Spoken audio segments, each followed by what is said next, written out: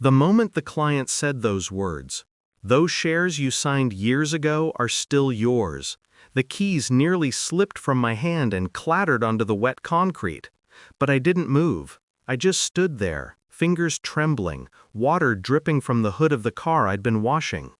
The scent of cheap detergent and exhaust hung heavy in the air. It was strange, almost insulting, how quietly the world delivers its biggest revelations. No thunder, no warning, just a sentence, tossed out casually by a man who didn't know he'd just rearranged the bones inside my chest. My heartbeat slowed, my breathing steadied.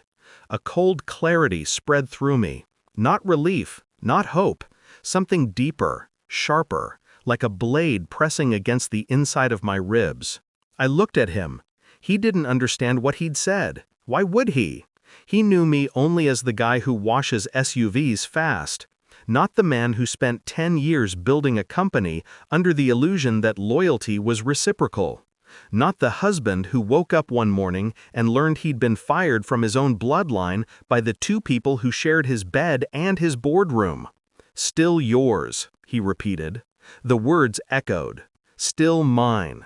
After everything?" A quiet storm began forming beneath my ribs. And for the first time since they took everything from me, I felt something dangerous return. Control. I didn't fall apart the day they fired me. Maybe I should have. Maybe a normal man would have. But numbness can be a useful thing. It keeps your face still, your voice steady, your silence unreadable.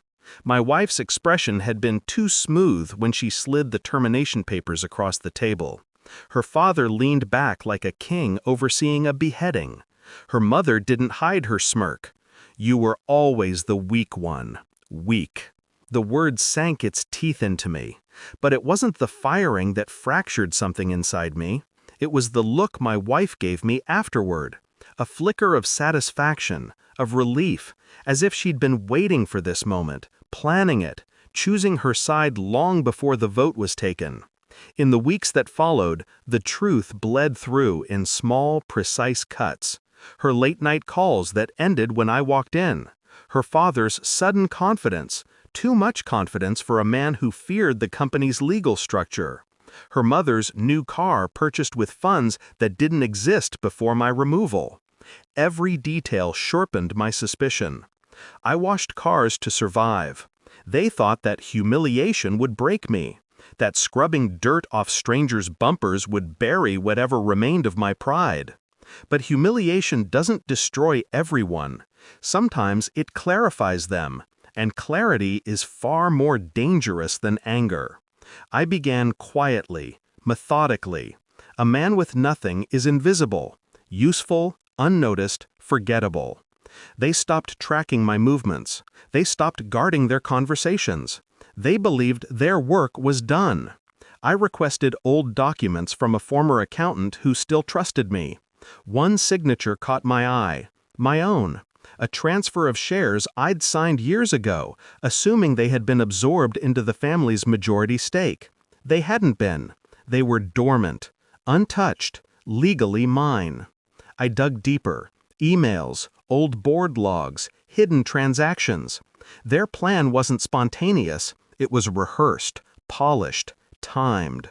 They'd been shifting assets, manipulating voting rights, building a quiet coup around me.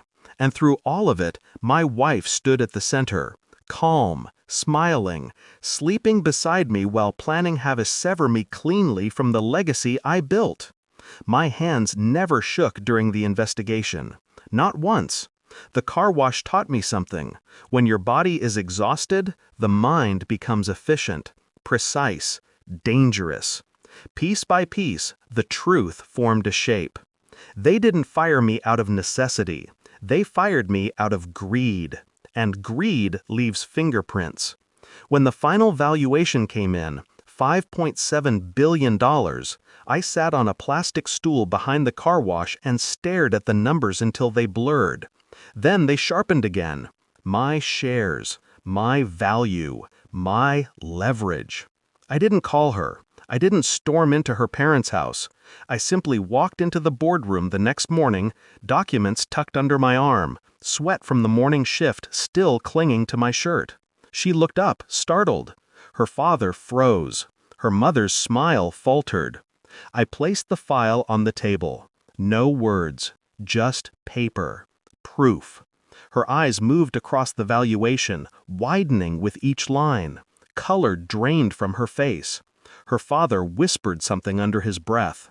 Her mother stopped breathing altogether.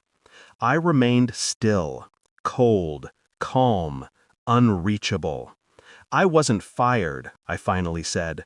You tried to fire an owner. Their silence cracked.